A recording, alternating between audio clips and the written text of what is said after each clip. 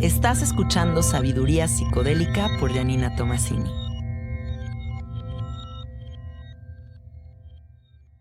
Este podcast está patrocinado por Fondeadora. Menos bancos, más libertad. Fondeadora es una aplicación ligada a una tarjeta de débito totalmente gratuita que te permite enviar, gastar y ahorrar tu dinero con una simplicidad nunca antes vista. Menos burocracia, más simplicidad.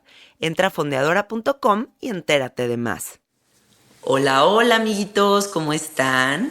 Bienvenidos al episodio 111 de Sabiduría Psicodélica.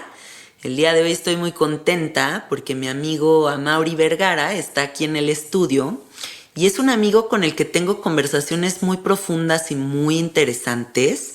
Siento que es una persona que tiene muchísimos datos duros, datos curiosos, como que sabe cosas que neta yo platico con él y digo, güey, ¿de dónde sacas esto? O sea, ¿qué pedo?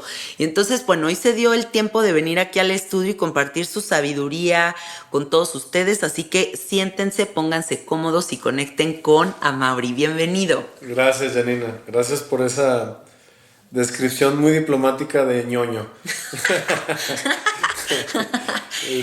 Te quise decir en buena onda que eres un ñoño chido. Pues así lo sentí. Muchas gracias por la invitación. Estoy muy Pues es que contento ser con nerd eso. es chido. Sí, claro, por supuesto. Reivindiquemos el ser nerd. Exacto.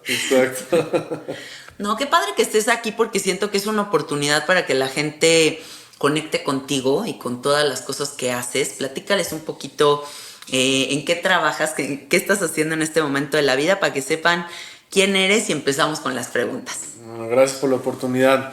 Y bueno, tú sabes que no soy de títulos tampoco, pero bueno, tengo el gran privilegio de estar en una posición de mucha responsabilidad, que es dirigir un grupo de empresas en las que dos de ellas destacan mucho. Uno es OmniLife, ¿no? Que es una empresa que está en 20 países, en la que tenemos un modelo de multidesarrollo, como nosotros lo llamamos, en donde tenemos suplementos alimenticios o nutricionales y bueno, ayudamos mucha gente a buscar una oportunidad de autoempleo y de construir un patrimonio, ¿no?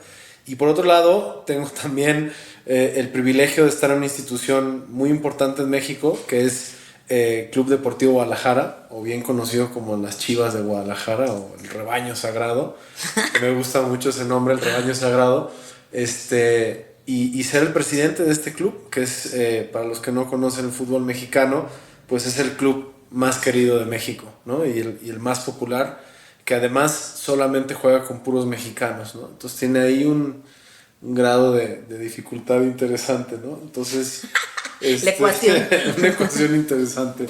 Sí, yo empecé a saber de fútbol gracias a ti, o sea, porque la verdad es que yo nunca he conectado con el fútbol en mi vida, pero fui a ver el documental de Chivas y me encantó, o sea, a pesar de que no soy futbolera, fue como ver la pasión que hay detrás de la gente y como lo que significa el fútbol en la vida de la gente y dije, qué chingón, ¿no? Qué chingón tener esa pasión por algo y que te caracterice y que sea parte de la narrativa de tu vida, qué bonito. Sí, además, bueno, esa película siempre se pensó como un vehículo para compartir historias de éxito, ¿no? Entonces, pero sí, Chivas tiene muchísimo amor. Esa es la parte más bonita del fútbol, ¿no? La pasión que tiene la gente por su equipo. Claro. Eso es muy bonito, sí. Sí. Y bueno, la dirección que le quiero dar a esta entrevista es la importancia del camino espiritual para enfrentar los grandes retos de la vida.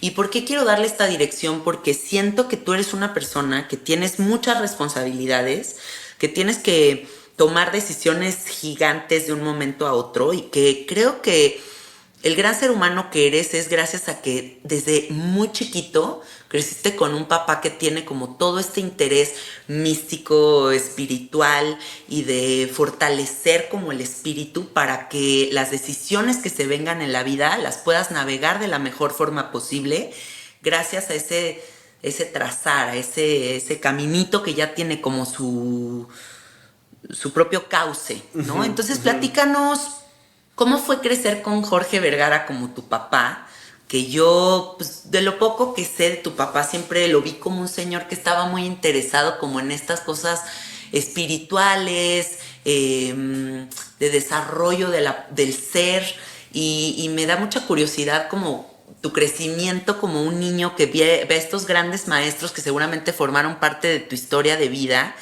y cómo tu papá te inculcó justo esa conexión con el camino espiritual para que tú seas el hombre que eres hoy día, manejando todas estas mega empresas sin que te quiebre la presión y la responsabilidad. Algo que me marcó mucho y que viene de mis padres, no solamente de mi padre, es que cuando cuando no sé qué edad uno tiene cuando empieza el tema de las primeras comuniones. Ajá. No sé qué será, como 10 años o algo por el estilo. Por ahí, ¿no? Tú sabes que Guadalajara pues, era cada vez menos, pero es una ciudad bastante conservadora en el sentido cristiano católico. Y yo empecé con la inquietud de decirle a mis papás, oye, ¿por qué no voy a tener primera comunión? ¿No? Porque bueno, cuando estás chico, pues es como una fiesta, ¿no? Claro.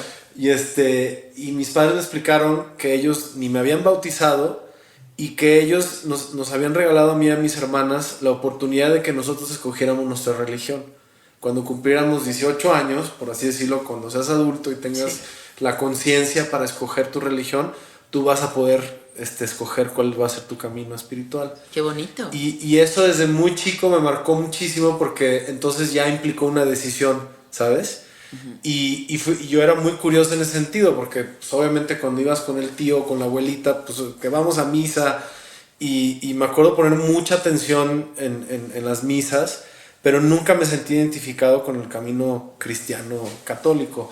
Y inmediatamente después empecé como esa búsqueda de decir, bueno, y si no soy católico, pues entonces ¿qué soy? ¿No? Como que esta necesidad social que siempre te imponen a decir, pues tienes que ser algo, ¿no? Sí. Y luego tenía un amigo judío en la escuela y iba a hacer su bar mitzvah y entonces le pedí a mi mamá que si me podía yo meter a clases de judaísmo para entender qué era el judaísmo. Ya conocía el catolicismo y luego empecé a ir a clases y definitivamente no me identifiqué tampoco, pero también de ahí empecé a recoger. Y creo que desde muy chico empecé a desarrollar una noción como un poco más amplia de que quizá mi camino espiritual iba a ser una consecuencia de muchos aprendizajes, ¿no? Y bueno, luego entra el factor de mi padre, que era este hombre buscador, así lo veo yo, un gran ser de luz, con una búsqueda importante espiritual, muy inquieto y muy en constante búsqueda de no solamente una cosa, uh-huh. Que viene desde mi abuelo. Mi abuelo fue de las primeras personas, por así decirlo, de los pequeños grupos que había en México en los 60, 70 que empezaron en todo este tema de Siddha Yoga, cuando uh-huh. empezó a llegar la Siddha Yoga y creo que de las primeras visitas de Gurumay, bueno, primero de Baba Muktananda a México.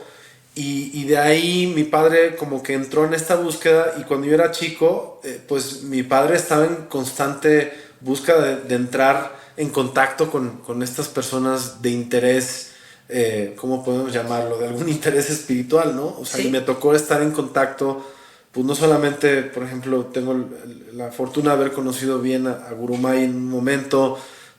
Para mí Baba Muktananda, aunque no me tocó, es alguien que falleció antes de que yo naciera, pues escuché mucho de él y para mí también es un maestro importante. ¿Cómo fue esa parte de tu vida en la que tienes contacto con Gurumay, que es como un líder espiritual tan importante para la vida de muchas personas que nos escuchan? Sí, pues te digo que mi familia de alguna forma ya estaba muy involucrada con Siddha Yoga. Uh-huh.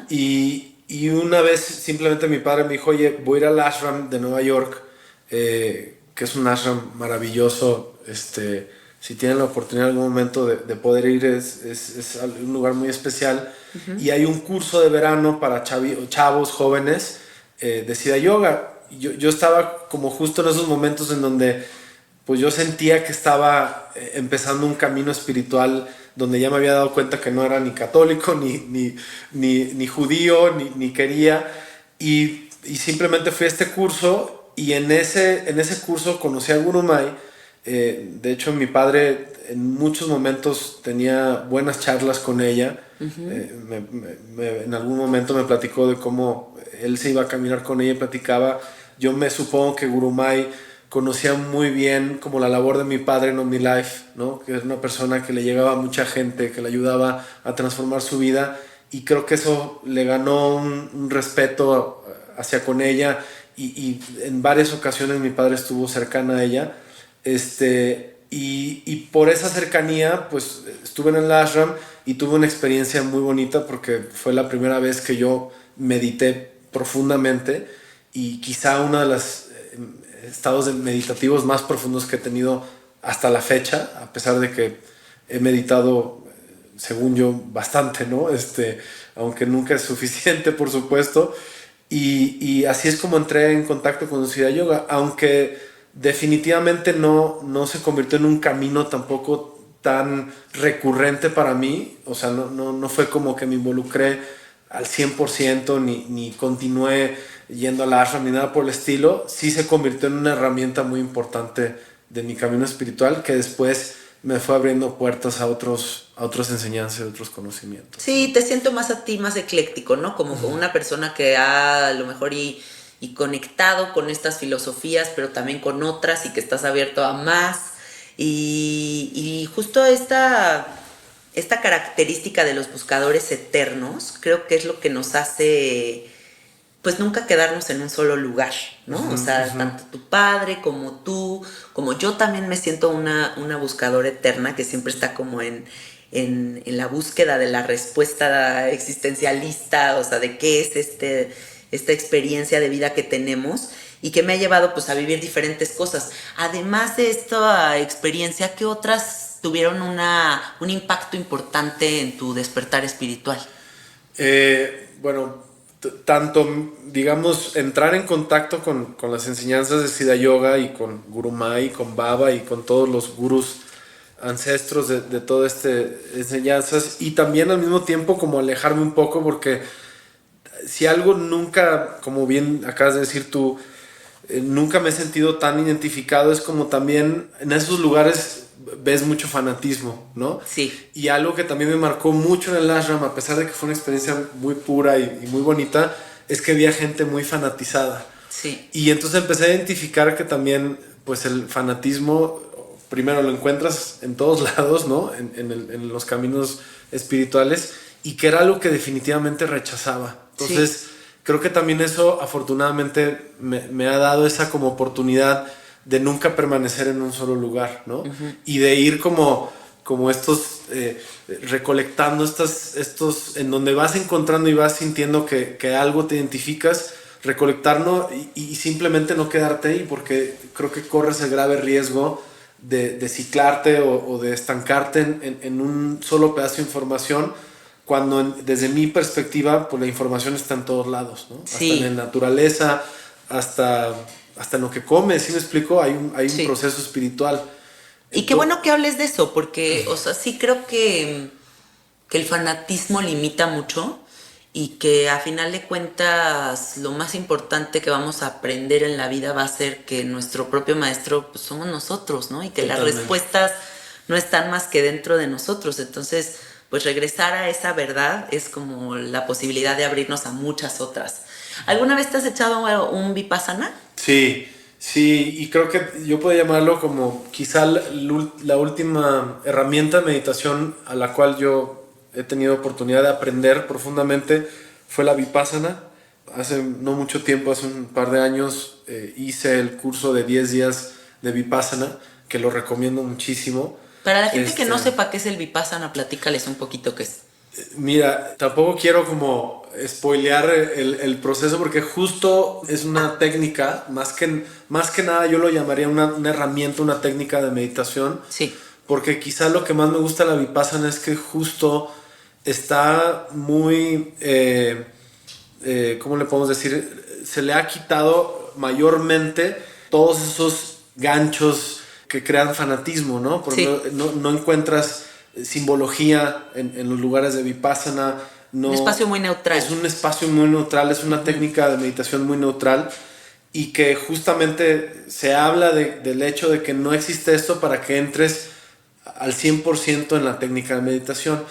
Una vez que corres este proceso, te vas entendiendo que en teoría esta técnica de meditación es una técnica que se ha ido salvaguardando durante muchos años, muchos siglos, Sí. miles de años, desde un lugar de origen que es muy interesante llegar a ese lugar, que no quisiera yo tampoco decirlo exactamente qué es, porque creo que el proceso de descubrirlo es también muy importante, pero que supuestamente se preserva esta técnica de meditación que es, podemos llamarle, una de las técnicas de meditación más puras que pueda haber, ¿no? Uh-huh.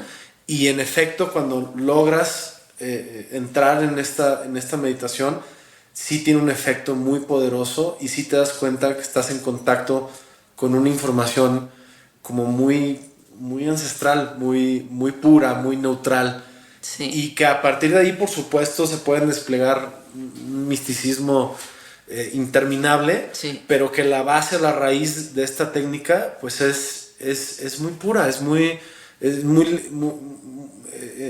carente de influencias religiosas, podríamos decirlo, ¿no? Sí. Y bueno, el curso de 10 días, pues es un curso en donde no hablas durante 10 días, haces un voto de silencio. Uy. Y desde un principio, pues puedes pensar que es un tema como de monjes de claustro, ¿no? O sea, porque cualquier cosa que te diga, oye, tienes que hacer un voto de silencio, pues inmediatamente lo asocias como con temas de monjes de silencio. Pero luego comprendes que es muy importante que tomes ese voto, porque sí sucede algo que incluso podrías hacer el silencio sin toda la técnica de meditación y creo que podrías obtener beneficios simplemente del voto de silencio, porque tu cerebro definitivamente, cuando pasan aproximadamente 3 días que no has dirigido la palabra, que no has hablado con nadie, porque también hay una serie de acuerdos, porque yo no lo llamaría ni reglas ni prohibiciones, acuerdos de no entrar en contacto ni con señas, ni con caritas, ni con ojos con la gente, tratas como de preservar tu individualidad y la individualidad de los demás. El puro voto de silencio es muy transformador.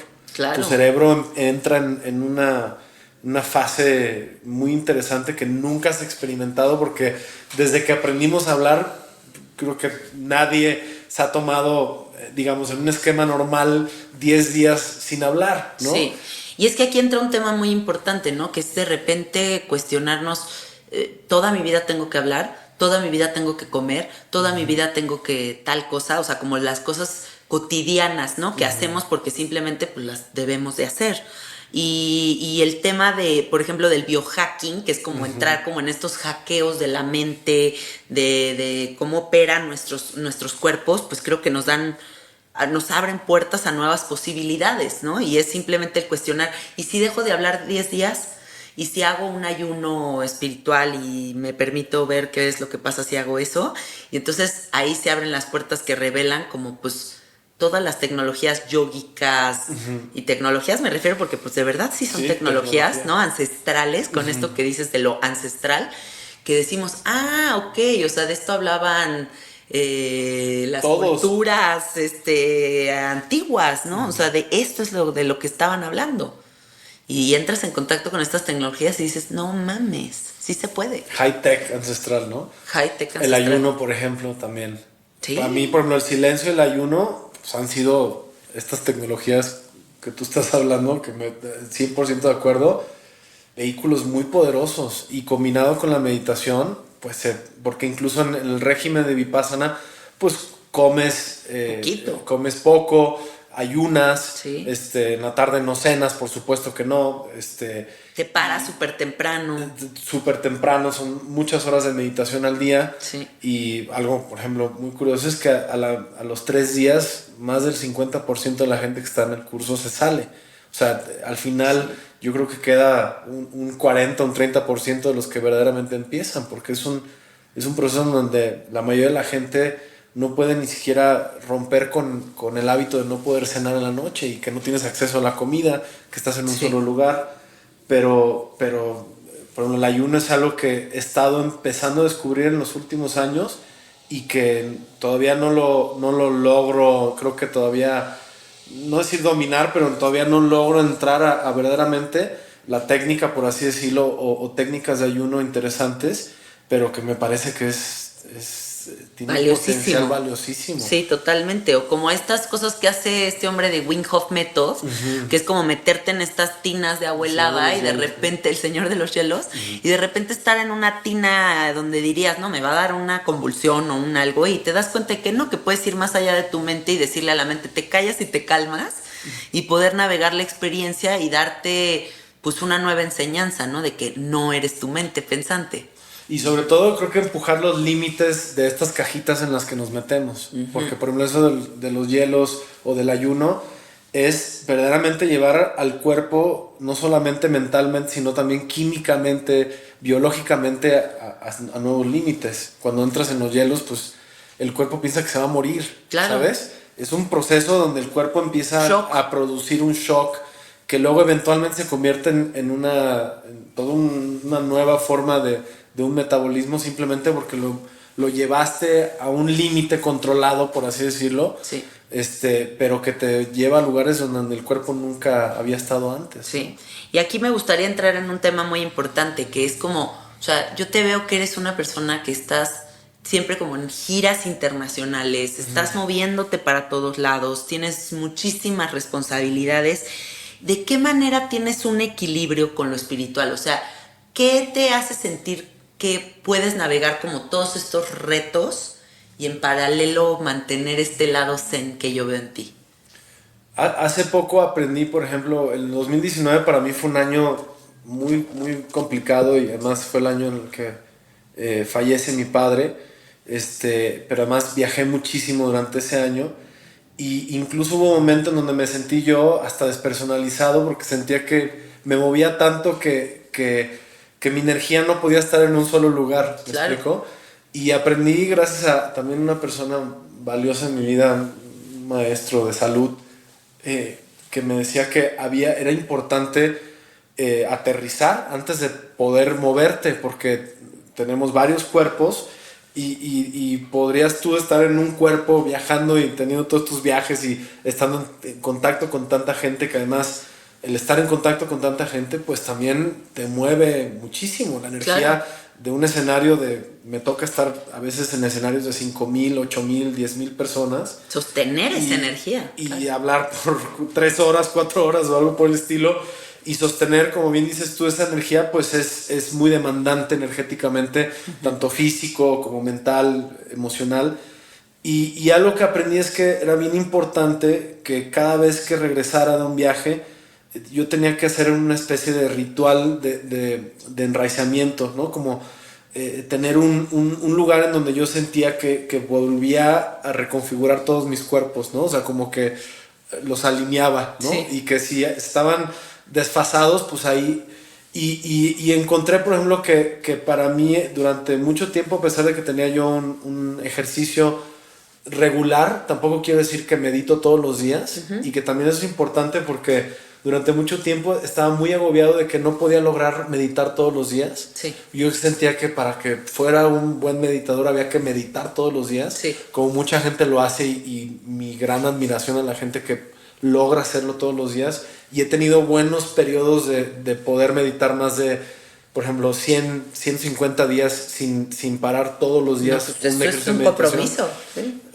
Totalmente. Y me frustraba mucho que el hecho de que lo rompía y sentía que de alguna forma me estaba fallando a mí mismo, sí, en mi camino espiritual y en mi ejercicio, digamos, importante. Pero luego me di cuenta que quizá era más importante tener un espacio en donde yo realizaba mis prácticas de meditación y que cada vez que yo sintiera que lo necesitaba, tuviera ese espacio. Y fue ahí la primera vez que verdaderamente destiné un espacio en mi casa para exclusivamente meditar, ¿no? Qué bonito. Un cuarto de meditación. Un cuarto de meditación.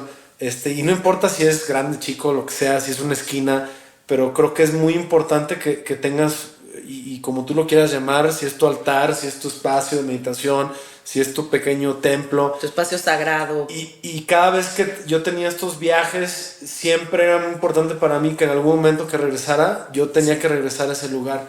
Y creo que adquiere, porque además sí creo que permeas tu energía en un espacio. Sí, claro. Creo que somos gente que deja estelas energéticas en los espacios. Comprobado científicamente. Científicamente, hasta la temperatura la puedes, ¿no? El calor humano se puede quedar almacenado en los muebles y, por decirlo desde un aspecto físico, ¿no? Y creo que eso también me llevó a otro paso importante de lo que era saber que siempre es importante tener una especie de casa espiritual, ¿no? Uh-huh. Y que además, mientras lo tengas, siempre vas a poder irte a cualquier lado y poder experimentar la espiritualidad en otros lados y lugares sagrados, sabiendo que en casa tienes tu espacio, ¿no? Sí. Bueno, por lo menos para mí eso me sirvió mucho. Y entonces, en ese momento también, a pesar de que no estaba viajando, empecé a sentir que ya tenía una nueva herramienta, sí. ¿no? En donde cada vez que yo siento que tengo estos como desfases emocionales o por ejemplo, de mucha presión, o hace ratito antes de empezar a grabar hablábamos de que cuando empecé a asumir esta responsabilidad, sentí como si me hubiera agarrado de una antena muy fuerte, ¿no? El Kamehameha. Exacto, o sea, como... y que al principio, pues obviamente, por más que parecía que estaba en dominio de todas mis facultades, pues obviamente al principio me sentía totalmente abrumado. Claro. Y que sentía que no hubiera sido humano si no te da ese abrumamiento. Ese camatrafe ahí energético, como lo quieras llamar, de mucha presión, de mucha responsabilidad, de mucha expectativa de lo que iba a suceder en el momento que yo asumiera estas responsabilidades. Claro. Y que ese lugar que yo tenía me empezó a dar esa tranquilidad. Y entonces empecé a descubrir que definitivamente para mí el balance de poder tener tanta responsabilidad o tantas decisiones con mucho impacto tenía que venir acompañado, ahora sí, de una manera pues casi como, ¿cómo te lo diría? Oficial, porque siempre fue como...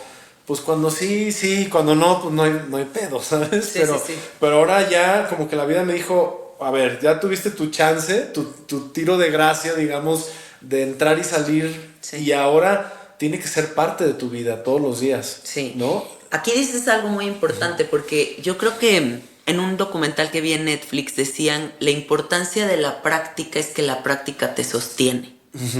¿No? Entonces creo que este espacio que describes es justo ese lugar al que puedes acudir, o sea, es ese lugar que nos sostiene en la vida, sabiendo que muchas cosas pueden pasar aquí o incluso se pueden desmoronar, o la presión, o que si esto y que si el otro, pero siempre tengo este espacio sagrado en donde me encuentro con mi verdad más grande, que es el silencio, ¿no? El silencio, la tranquilidad, el regresar a conectar con lo más puro, que es como ese momento en el que no existe nada más que la tranquilidad.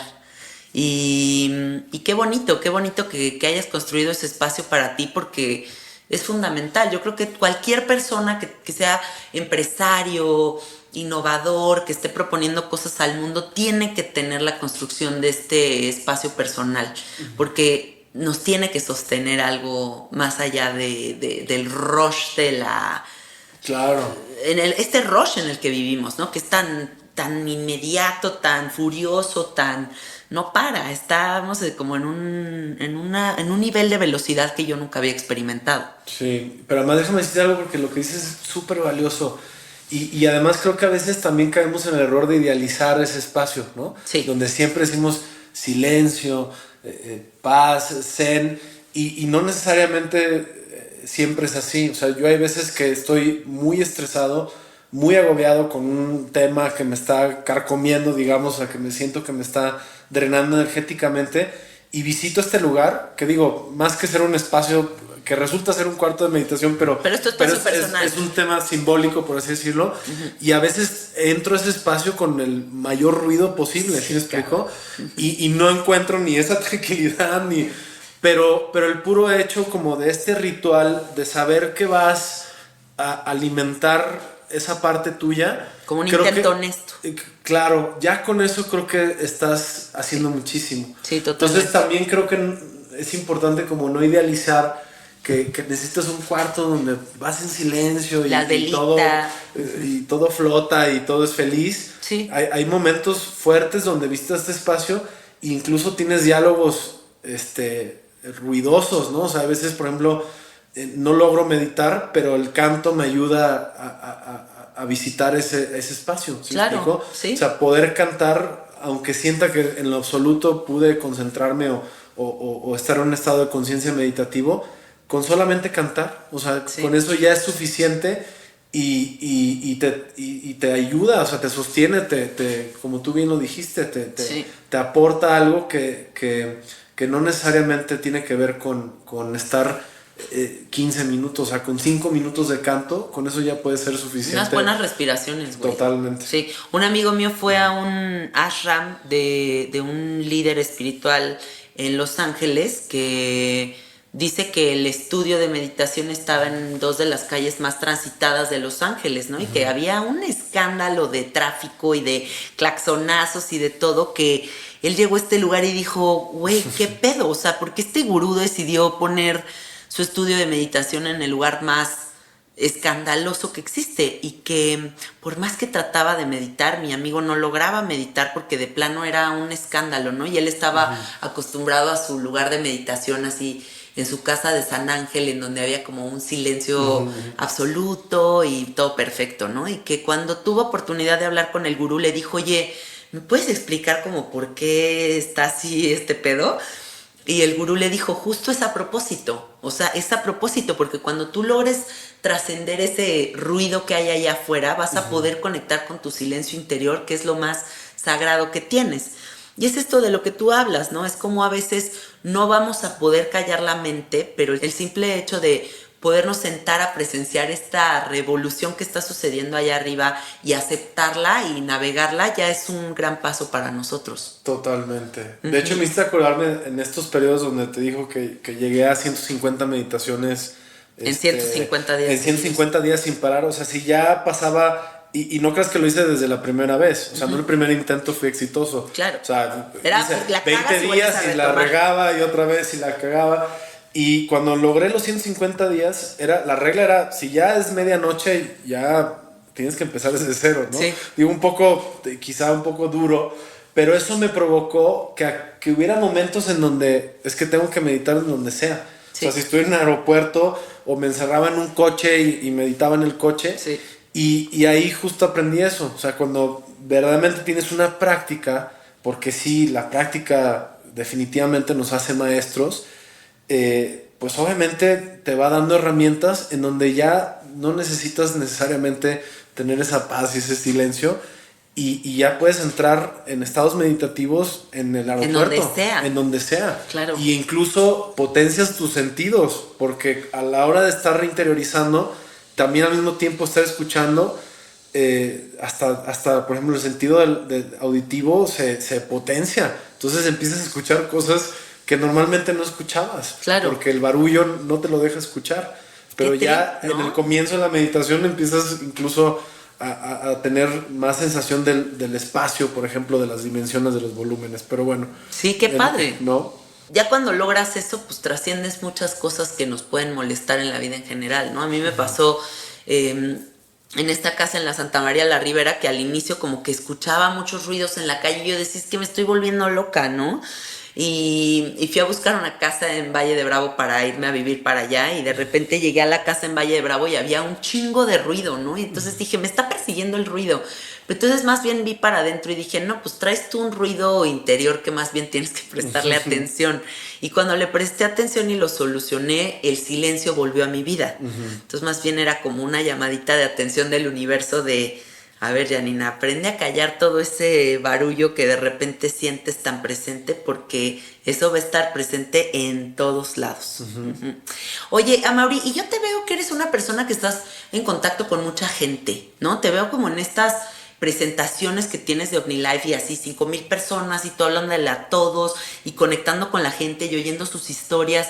¿Qué te ha enseñado a ti esta conexión con la gente, este constante conectar con las personas? ¿Qué ha traído a tu vida?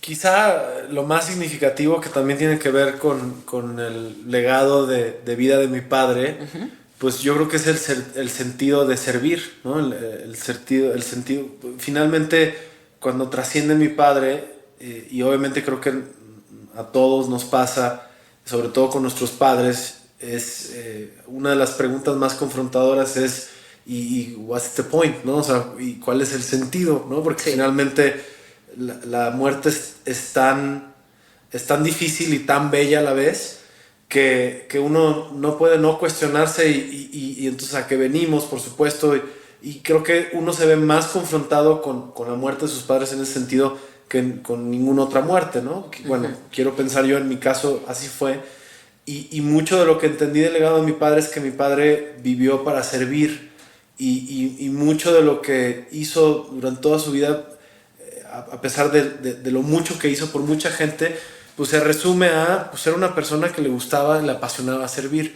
Y cuando yo asumo su rol, porque finalmente es lo que me toca, ¿no? Continuar el legado de su vida, hacer lo mío, hacer lo propio, porque sí creo que asumir algo que construyó alguien más y no convertirlo en ti mismo puede ser un camino muy doloroso y muy terrible. Claro. Estar en los zapatos de alguien más que además ya no está en este mundo y hacer algo que no te gusta, por ejemplo, pues ha de ser de las formas más terribles de vivir esta vida, claro, en este plano, ¿no? Entonces, para mí ha sido no solamente continuar ese legado, sino además convertirlo en propio y convertirlo desde donde creo yo que le doy valor a lo que hago.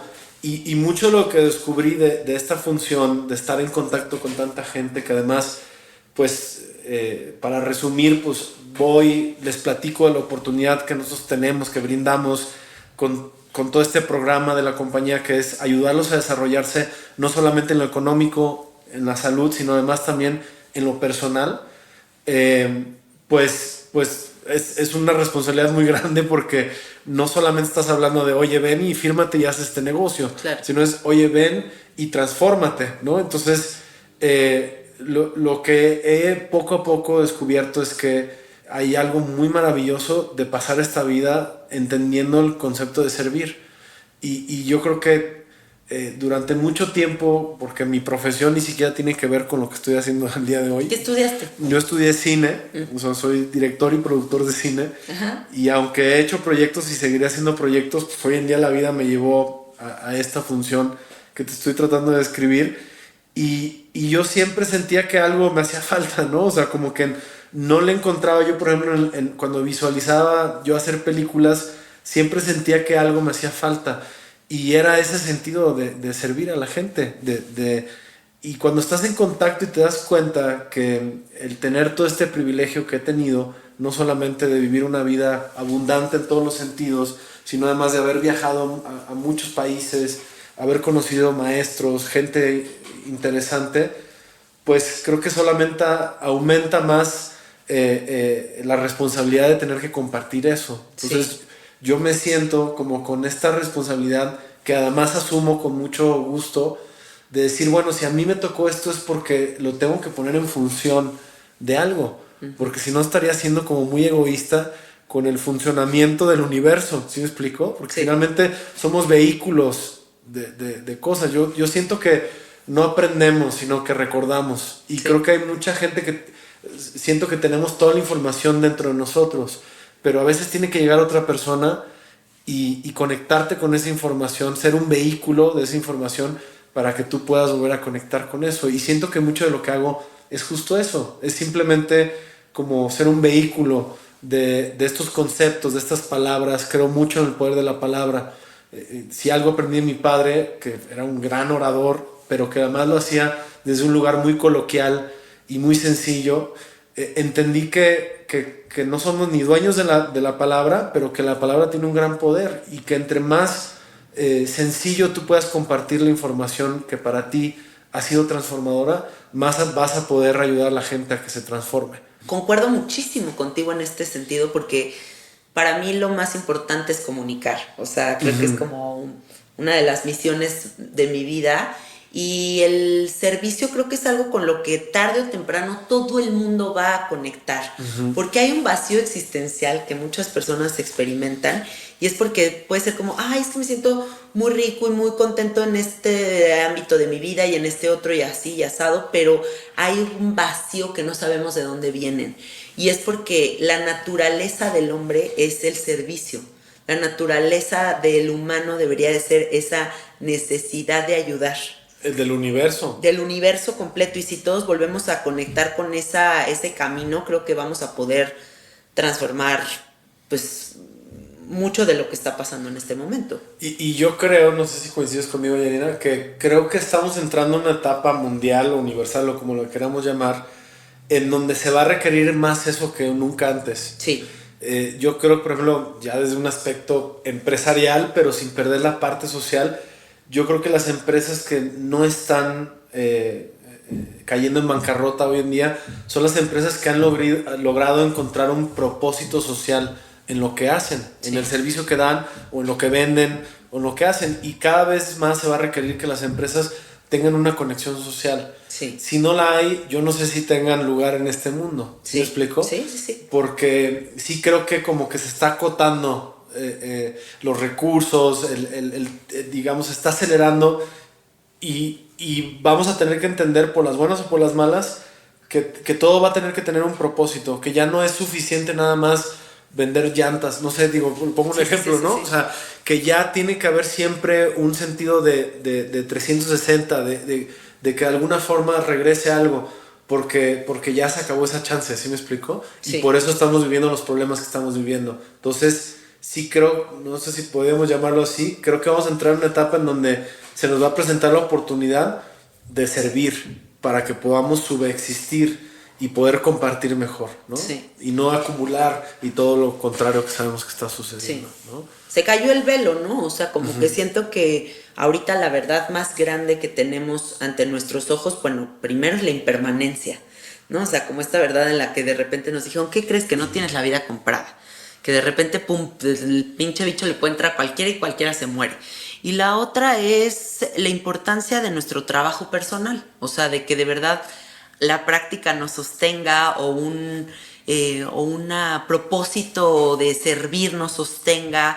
Y entonces creo que las empresas que van a sobrevivir o incluso pues como la gente feliz o la gente que sí va a ser realmente feliz va a ser quien tenga esta perspectiva. Y si no, pues va, o sea, o te renuevas o mueres, ¿no? Totalmente. O sea, está la cosa. Pues bueno, ahorita en el momento de vida en el que te encuentras, asumes la presidencia de Chivas, que es este equipo de fútbol icónico de México y del mundo.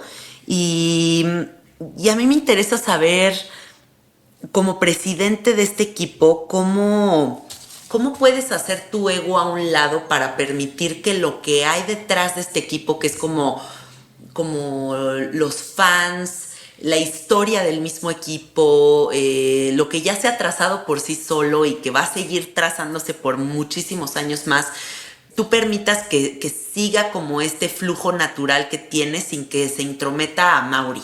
¿Cómo asumes esta presidencia y qué quieres que se diga de ti en un futuro como presidente de este equipo, llevando a cabo pues tu... ¿Cuál sería la palabra? Mi función. Sí, tu función. Mi gestión. Sea, tu gestión en esta responsabilidad tan gigantesca. Sí. Mira, cuando mi padre compra las Chivas, porque no toda la vida estuvimos involucrados como dueños del equipo, que fue aproximadamente hace 18 años, en 2001, 2002, mi padre lo compra con el propósito de querer como inspirar a México, ¿no? Él era muy creyente, muy apasionado de la transformación de las personas para generar estos grandes cambios, ¿no? Y tenía esta ilusión de que a través de estos 11 mexicanos transformados, ¿no? Con esta nueva como inyección de valores que él le quería dar al equipo, pues iba a cambiar México. Y en muchos sentidos lo logró. Creo que transformó el fútbol en muchos sentidos.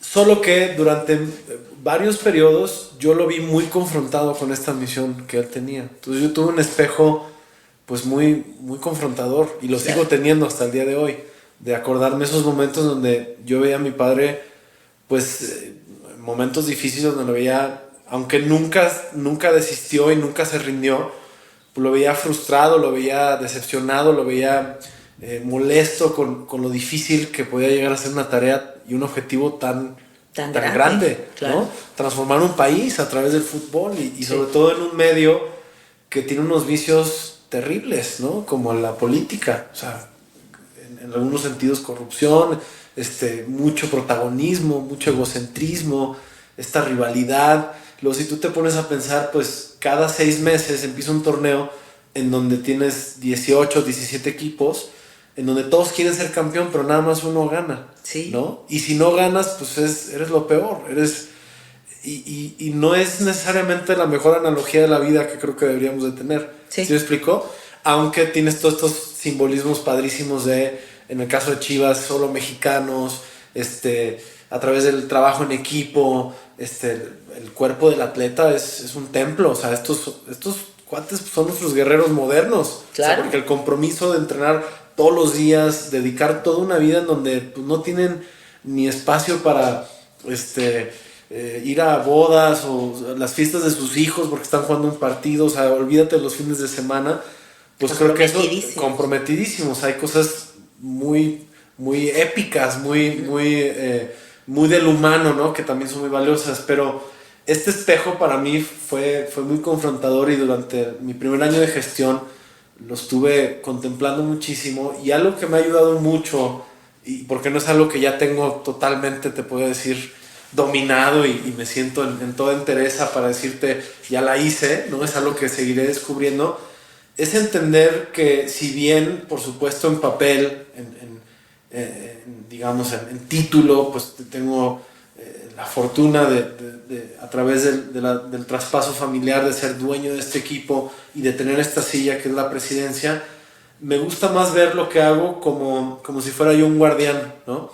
Como si me hubiera tocado este gran tesoro en esta vida, por alguna razón, por supuesto, sí. Porque puedo, porque sí, me escogió a mí, la vida sabe, y que verdaderamente los dueños emocionales o los dueños energéticos de esto que es tan grande, que es un equipo de fútbol con 40 millones de aficionados que aman y matan por este equipo, me explico, o sea, es un amor muy fuerte, una energía muy fuerte, pues son los verdaderos dueños del equipo, ¿no? Claro, la afición es quien nace. Y que a mí me toca, y lo seguiré descubriendo, esta oportunidad de entender por qué me tocó y qué quiero hacer con ello. Y créeme que mi motivación no es, te lo juro que no es protagonismo de decir, bueno, que en los libros de este club, porque este club tiene 115 años de antigüedad, bueno, y los va a seguir teniendo, o sea, en 100 años, pues, claro, ¿quién sabe qué sucederá, ¿no? Sí. Y cómo verán hacia atrás. Si por un lado, pues es padre pensar, futurear y decir, oye, pues estaría padre que dentro de mi periodo en estas páginas, pues sean cosas buenas, tampoco es algo que yo esté constantemente pensando como decir, quiero hacer historia, ¿no? Sí, es exigencia. ¿No? Creo que mi motivación principal es encontrar lo que a mí me hace sentir pleno, lo que me hace sentir realizado, lo que me hace sentir conectado con mi propósito de vida, y cómo eso lo voy a combinar con los propósitos de esta institución que ya tiene su vida propia, ¿no? Que eres el guardián. Y que soy el guardián, y que mientras sea el guardián, y creo que algo que tengo muy poderoso es que justamente porque no estoy en la búsqueda de este protagonismo, porque además yo jamás me imaginé que iba a ser un directivo de fútbol. O sea, no crean que cuando iba en la primaria, en la preparatoria, yo decía, ¿y qué quieres ser de grande? Directivo de fútbol o jugador de fútbol, cero. O sea, yo quería ser cineasta y quería ser o arqueólogo o alguna ñoñada de esas, ¿no? Justamente porque tengo este desapego con ese protagonismo y con esas ganas de figurar en ese sentido, creo que me da una de las mejores herramientas que tengo, porque todo lo veo desde una perspectiva muy distinta a la que normalmente se ve en la gente que está en esta posición, no yoísta. Sí, y de cómo muchos en este medio están en esta posición para ver qué obtienen en el menor corto periodo de tiempo. Porque sí, como hay mucha rotación en el fútbol, la gente es muy difícil que conserven sus puestos durante más de 10 años. Olvídate. Sí. O sea, es un medio donde la gente no conserva su empleo. ¿Sí me explico? Es muy difícil. Entonces la gente lo convierte en muy mercenario porque quiere obtener el mayor beneficio, la mayor exposición en muy poco tiempo, ¿no? Entonces, este desapego creo que me ha ayudado a encontrar ese propósito de decir, mientras yo esté, ¿cómo puedo hacer que lo que aparentemente es mío más bien sea de la misma gente. No sé si me explico, ¿no? Sí, sí, sí. Poner todo lo disponible para que esté en servicio de quien verdaderamente está tan enamorado del equipo. No quiere decir que yo no esté enamorado, pero sí te aseguro que hay gente que quizá lo siente mucho más allá que yo, ¿no? Sí. Distinto, Sí. ¿no? Qué bonito. Quiero que me des tu definición de abundancia. ¿Qué es para ti la abundancia, Mauri? Bueno, para empezar, definitivamente no está en lo absoluto ligado con la abundancia material. Uh-huh. Desde muy chico aprendí que la abundancia es algo que se comparte. Y creo yo que incluso que para poder tener abundancia verdadera, que para mí es no solamente en el campo material, sino es en el campo espiritual, en el campo familiar, en la salud, tener abundancia de salud, ¿no? De poder vivir en esta etapa de vida que nos toca, en este plano, lo mejor posible. Si bien no hay esa perfección, o sea, pensar que existen los milagros, porque mucha gente confunde lo que hacemos con vender milagros, ¿sí me explico? Es entender que sí hay caminos en donde puedes vivir en esta vida lo mejor posible, nutrido, o lo mejor posible saludable para poder estar bien mientras estemos aquí, poder ser feliz. Y creo que eso aplica en todas las esferas de la vida de uno, ¿no? En la parte financiera, en la parte de salud, en la parte espiritual, en la parte de familia. Yo sí creo que la familia es un pilar importantísimo en el desarrollo del ser. Creo que, por ejemplo, la pareja es creo que el espejo más importante para la realización y la poder trascender en esta vida. Bueno, los hijos también, aunque yo no tengo hijos, en algún momento siento que son un regalo de la vida para también entrar en una etapa de trascendencia. Y creo que cuando estás en abundancia estás en lo mayor posible en equilibrio con todas estas aristas, ¿no? Sí. Para mí ese es el sentido de abundancia. Y que además es muy importante que lo recalque, tiene que ver con compartir. Yo he experimentado la abundancia tanto desde la carencia hasta en mucha abundancia material, y me he dado cuenta que la gente verdaderamente feliz y abundante material es porque saben compartir. O sea, entre más compartes, algo decía mi papá que era muy poderoso, decía, no persigas el dinero, persigue los resultados. Y si tú persigues los resultados, el dinero te va a perseguir. Y estoy más que convencido que eso funciona. Sí. ¿No? Porque cuando no estás viendo el dinero como el fin, el objetivo, tomas otra perspectiva de lo que significa la abundancia. Uh-huh. Y empiezas a compartir más. Y cuando te das cuenta que entre más das, aunque suene muy trillado, más recibes. No, es verdadero. Uh-huh. Es verdadero eso. Y yo, pues si me pongo a pensar de las cosas que han traído como mucha satisfacción y sensación de plenitud a mi vida, siempre ha sido el dar. ¿No? O sea, creo que no importa qué me pueda yo comprar, nunca me va a traer la felicidad que me da el darle algo a alguien, ¿no? Y ahí está la abundancia de la vida, cuando podemos abrir la puerta para compartir. Uh-huh. Y creo que quizá la herramienta más poderosa para practicar el desapego es el dar. Claro. ¿Sabes? O sea, no encuentro otro vehículo, ¿sabes? Sí. Para recordarnos que no somos dueños de ni madre. Exacto. ¿No? Que un día vamos a voltear y así, ay, cabrón, que no te llevas la American Express. Güey. Exacto. La Black. Ay, que no te vas a llevar la American Express al cielo, ¿va? No vas a llegar a donde exacto, sea el paraíso. Y tarde o temprano lo vamos a tener que soltar todo. Sí. Amaury, yo supongo que tú en tu caminar has participado en alguna ceremonia de plantas de poder. Me gustaría que nos cuentes qué aprendizajes obtuviste de este momento. Sí, muchas y muy significativas. Uh-huh. Quizá una de las primeras lecciones, teniendo este recorrido de camino meditativo o de poder haber conocido la meditación desde muy chico, es que me di cuenta que hay muchos caminos para llegar a estos estados de conciencia, uh-huh. ¿no? Que puede ser a través de la meditación una ceremonia. Finalmente me di cuenta que por un lado fue muy especial o es muy especial estas ceremonias, pero por otro lado también no son los únicos caminos, ¿no? Sí. Perdón por la redundancia, pero esa quizá fue la primera gran lección.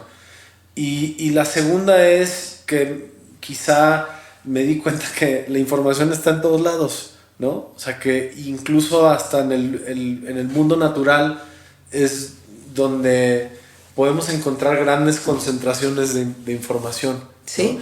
Mucho de lo que hacemos y lo que hacemos en mi familia, pues es por supuesto la nutrición. Y durante 30 años hemos ido aprendiendo y descubriendo cómo a través de las vitaminas, de los componentes, de las diferentes plantas que utilizamos para los productos, de las frutas, de las verduras, de los hongos, de los minerales, en todos los suplementos alimenticios que tenemos, es justo que quizá hoy en día nos estamos viendo más confrontados que nunca a volver a los orígenes de quienes somos en este mundo natural.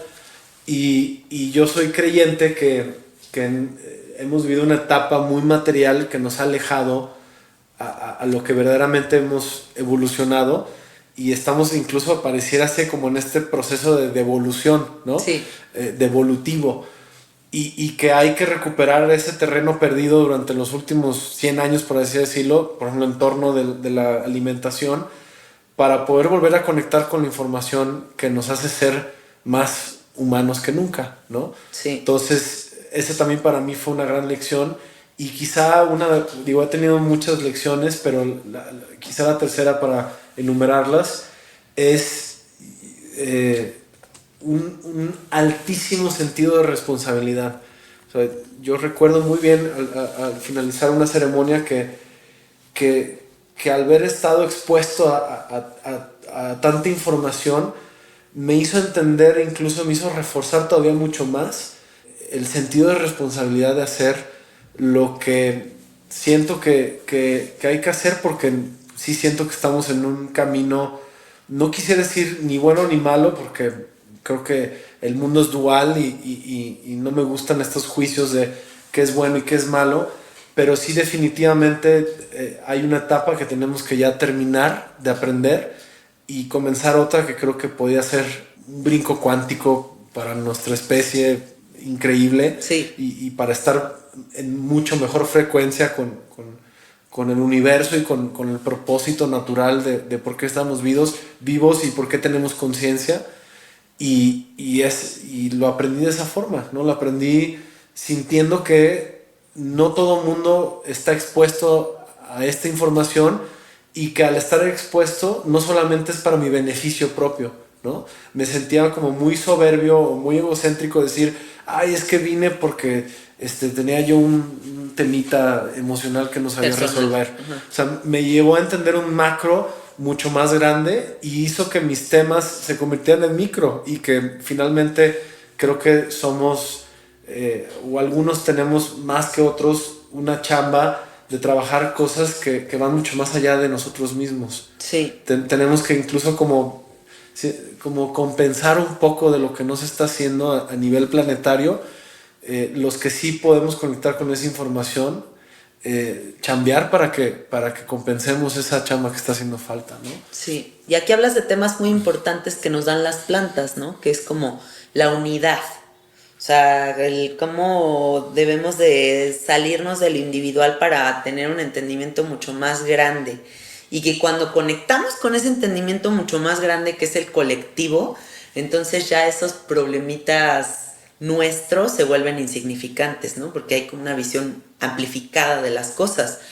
Y me gusta mucho esta parte en la que dices que hay muchos caminos para llegar a una epifanía, a una verdad grande, ¿no? Y eso es muy cierto. Pero también creo que la verdad más grande de todas esas es el compromiso diario, ¿no? O sea, no importa cuántas ceremonias, no importa cuántas cosas hagamos, si no tenemos el compromiso con la cotidianidad, con el día a día. Y ahí es cuando realmente vamos a ver los resultados verdaderos. Definitivamente, pero además creo que también es importante como desapegarse con el hecho de que, a pesar de que uno siente que va subiendo de nivel, como en el Nintendo, ya sabes, sí, que dices, ay, ya pasé al nivel 2, ¿no? O sea, creo que también eso es una trampa del ego.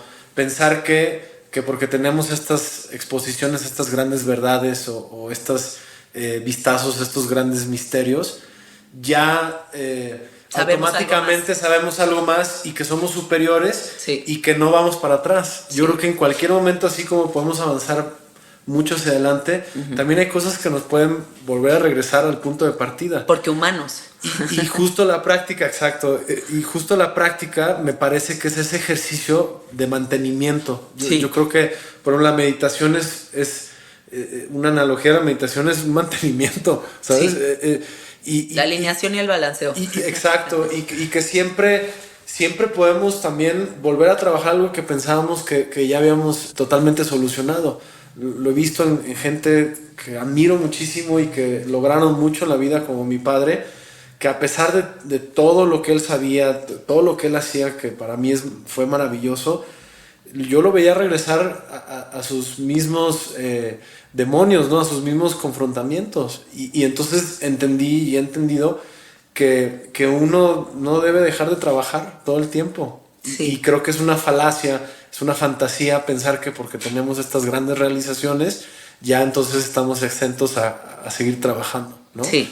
A veces trabajamos hasta que nos morimos, e incluso hasta en otras vidas, ¿no? Sí. O sea, no... Topamos con pared 20 veces, o sea, no importa. Sí, y que creo que es justo ese trabajo el que te lleva al trabajo, el desapego y a entender que no vas a poder controlar lo que vienes a trabajar en esta vida. Sí. Y que lo que trabajamos a veces rebasa quienes somos en esta vida de repente cotidiana.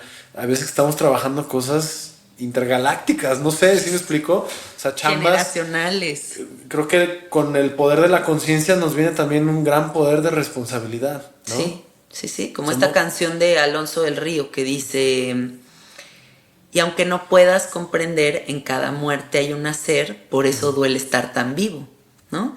Y ese por qué duele estar tan vivo es justo porque es como la responsabilidad, la tristeza que da el crecer, el estar bien consciente de las cosas. Sí, a mí algo que me ha dado, bueno, digo, qué padre, gracias. Ya la escuché también esa canción. Ya la cantamos. La canta Valeria muchísimo. Sí. Algo que me ha volado mucho los sesos últimamente es pensar que quizá nosotros seamos la manifestación de la conciencia de la naturaleza, ¿no? O sea, a nosotros nos toca ser el vehículo de todo este ser viviente en el que vivimos, que llamamos vida, que nosotros lo vemos representado en nuestro planeta, pero que estoy seguro que hay vida en todo el universo, y si hay conciencia aquí, debe haber conciencia en otro lado. Nunca lo había pensado así. ¿No? Porque lo que es micro es macro, ¿no? Claro. O sea, si tú entre más miras la naturaleza, más te das cuenta que nos regimos bajo las mismas reglas universales. Sí.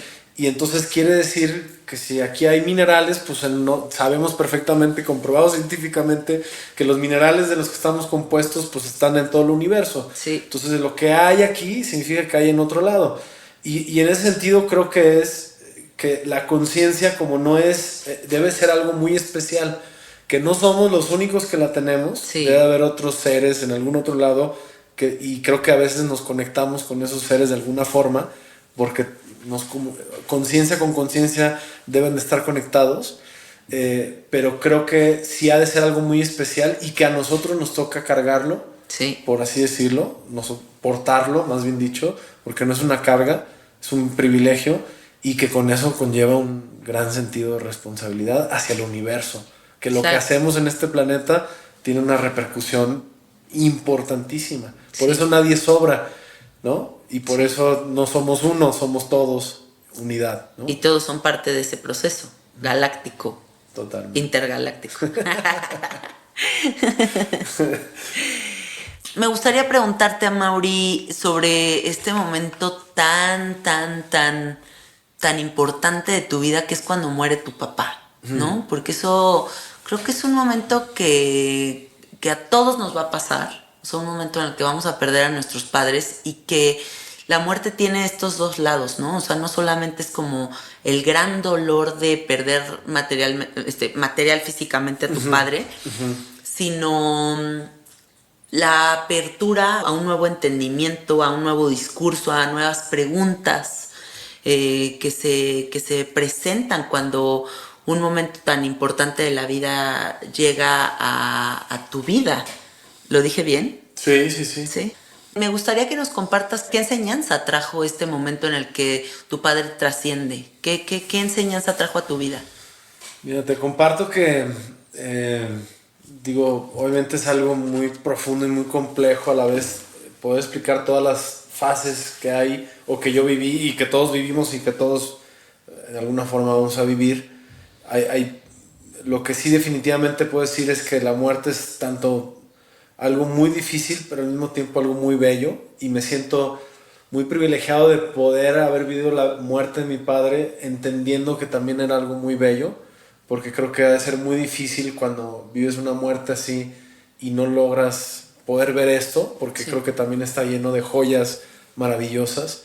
Y mi padre me dejó, quiero decirlo así, porque con su partida nos dejó unas joyas increíbles, no solamente su legado, que es maravilloso, de cuánta gente ayudó, por lo que no lo he sentido tan ausente, porque a través de la gente, de sus agradecimientos, de todo lo que me ha dicho la gente, de lo especial que era para ellos mi padre, pues me ha hecho sentirlo muy cercano, Claro, ¿no? muy presente. Incluso hasta todos los días, lo que quizá podría ser algo que me podría atormentar, ¿me explico? Es que me lo recuerdan todos los días, lo he podido convertir en algo maravilloso, Qué ¿sabes? bonito. En donde digo es que está presente, o sea, trascendió a su siguiente dimensión, o a la siguiente dimensión, y sigue presente, ¿no? O sea, a veces suena tan trillado, pero yo sí creo que es importante entender que la única forma de trascender en esta vida es a través de las demás personas. Sí. Y si algo me dejó la muerte de mi padre fue justo eso. Entendí finalmente, quizá, o por primera vez, el verdadero concepto de trascendencia. ¿Sí me explico? Porque un hombre que lo tuvo todo, por así decirlo, muy exitoso, de mucho dinero, por así decirlo, que viajó, que hizo, que deshizo, finalmente a la hora de su partida, pues nada de eso importó. Lo que verdaderamente importó fue lo que le dejó a la gente, lo que hizo en vida con la gente, ¿no?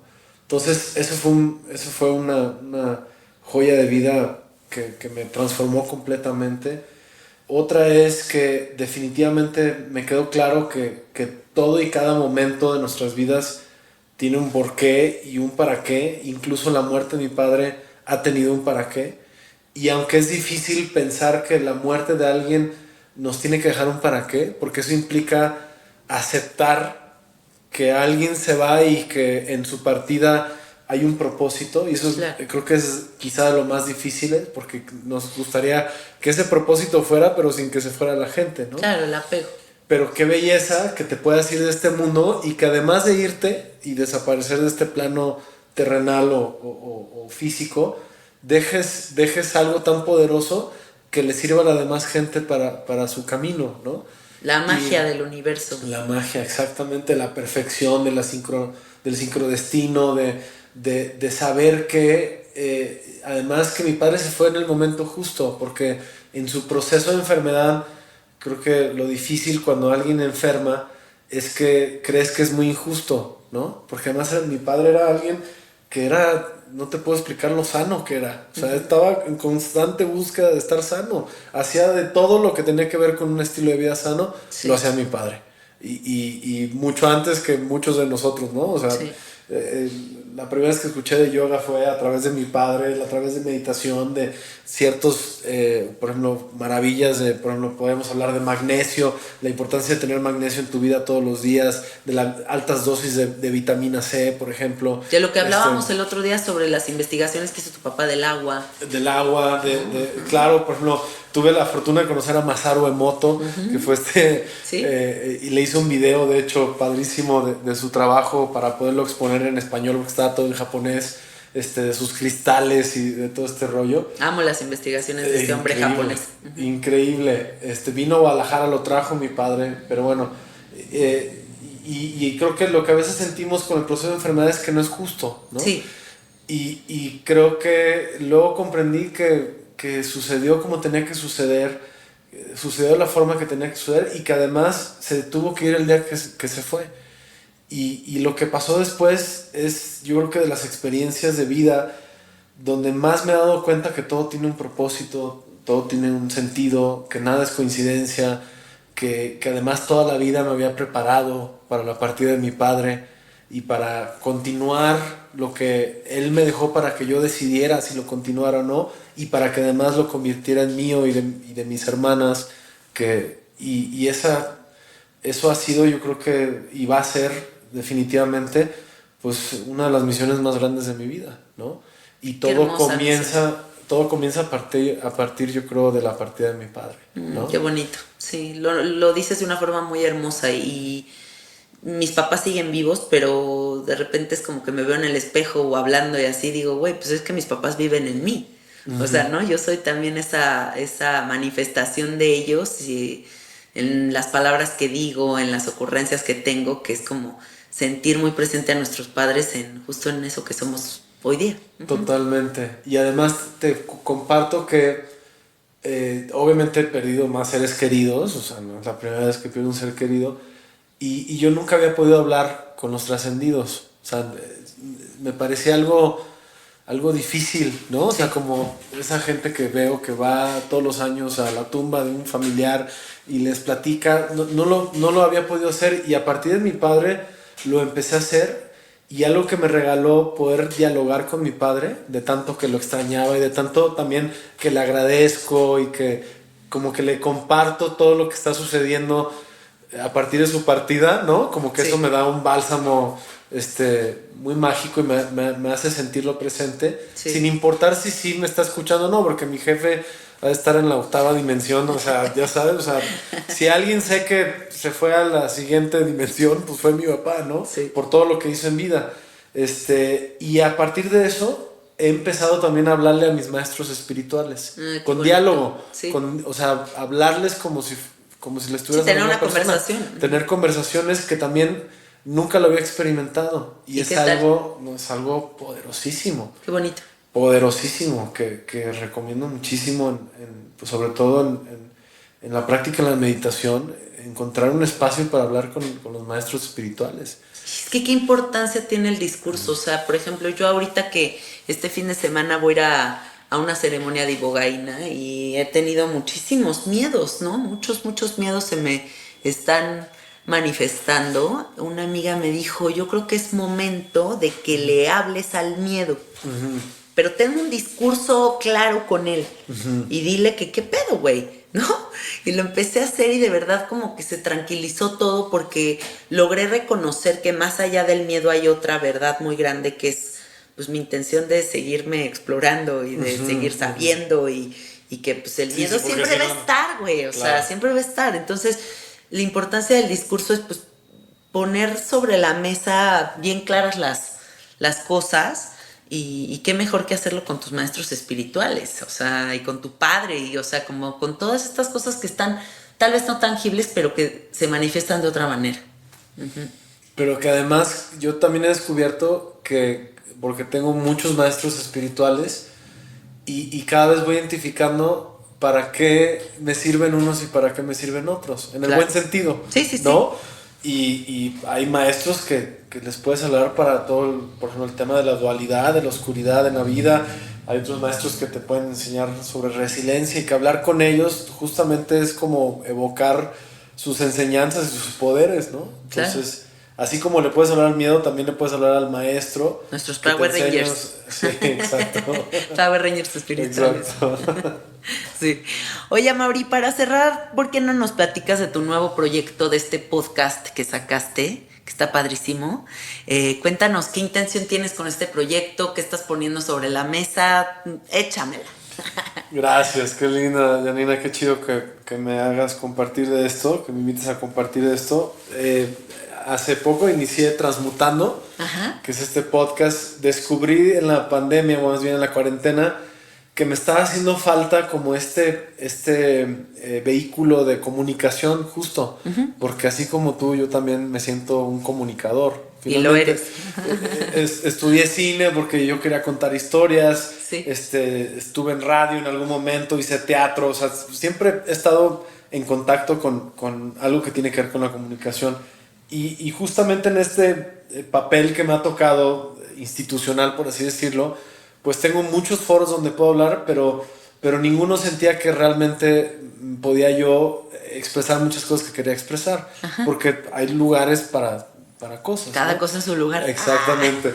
Y entonces me sentí con la necesidad de arrancar este proyecto que se llama Transmutando, que nace de que descubrí que uno de mis superpoderes, hablando de los Power Rangers espirituales, descubrí que uno de mis superpoderes era esta capacidad de transmutarme, de poder desapegarme de una versión de mí y tratar de explorar otra nueva versión, así como tú lo estás haciendo ahorita y lo vas a hacer en los próximos días, ¿no? O sea, cambiar de caparazón, ¿no? Me parece una habilidad, pues muy poderosa, ¿no? Entonces, quería yo desde este lugar en donde siento que yo he aprendido, por todo esto que he tenido contacto y esta fortuna de conocer estos personajes interesantes y haber aprendido tanto de mi gran maestro que fue mi padre, pues de compartir desde otro espacio, ¿no? Entonces, son charlas con gente que admiro, respeto, quiero, con gente que busco tener una conversación genuina y que pues está disponible para escucharlo, ¿no? Estas pláticas. Qué buen nombre te elegiste, me gusta mucho Transmutando porque pues esa es nuestra verdad más grande, o sea, todo el tiempo estamos en esa transmutación, en esa evolución del ser y qué mejor que se vea reflejado en este espacio personal tuyo en el que abres las puertas para que otras personas también compartan esa sabiduría y esa transmutación. Chingoncísimo, Totalmente. me encanta, qué bien. Gracias. Escúchenlo, está disponible en todas las plataformas y así lo van a encontrar como Transmutando de Amaury Vergara. Correcto. Órale, pues, ¿cómo se pueden conectar también contigo a través de tus redes sociales? Tengo Instagram, Amaury Vergara, tengo Twitter, Amaury BZ, tengo Facebook, y correo también, amauribe@omnilife.com, y también WhatsApp. ¿Tu OnlyFans? Ah, ¿verdad? No tengo OnlyFans todavía, pero es lo que sigue. Ahora con esta tanta transmutación es lo que sigue. ¿Sí, no? Sí. O nos actualizamos o nos vamos a caducar, güey. Tenemos que abrir el TikTok. Exacto. No he podido, pero en esos estoy. Hasta por WhatsApp. Órale. Tengo un número público que me puede escribir cualquier persona. Ah, ¿neta? Órale. Sí. ¿Cuál es? O sea, es, código más 52 333 441 1656. Órale, qué chingón. Sí. Bueno, buenísimo. Sí, no respondo inmediatamente, pero me llegan muchos mensajes y poco a poquito los voy respondiendo. Ah, buenísimo, qué buena Sí, onda. sí. Pues muchas gracias por darte el tiempo de estar en Sabiduría Psicodélica. Me encantó Muchas esta entrevista. Gracias, Amaury. Gracias a ti. Bueno, amiguitos, nos escuchamos el próximo domingo. A mí me encuentran en Instagram como Cassette Art y ya saben que los quiero mucho. ¡Mua! Bye, bye.